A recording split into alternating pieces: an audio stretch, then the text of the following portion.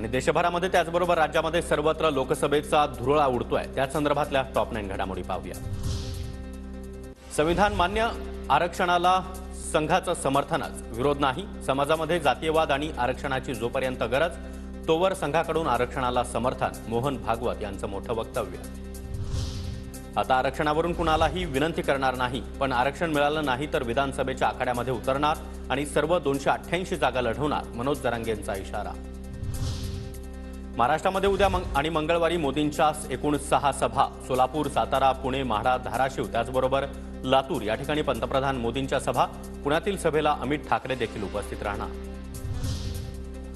जेवढे पाहुणे येतील त्यांचं तुतारी वाजवून स्वागत करू, मोदींच्या उद्याच्या पुण्यामधील सभेवरून सुप्रिया सुळेंचा टोला।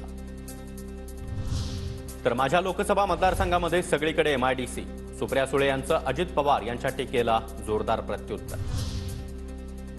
धुळ्याचे महायुतीचे उमेदवार डॉक्टर सुभाष भामरे उद्या उमेदवारी अर्ज दाखल करणार। अर्ज भरण्यासाठी उपमुख्यमंत्री देवेंद्र फडणवीस, चंद्रशेखर बावनकुळे यांच्या उपस्थितीमध्ये शक्ती प्रदर्शन करणार। आम आदमी पक्षाच्या जेल का जवाब हम वोट से देंगे या गाण्यावर निवडणूक आयोगाची बंदी। ईडी सीबीआयच्या प्रमुखांना चुकीच्या पद्धतीने दाखवण्यात आल्याचा आरोप।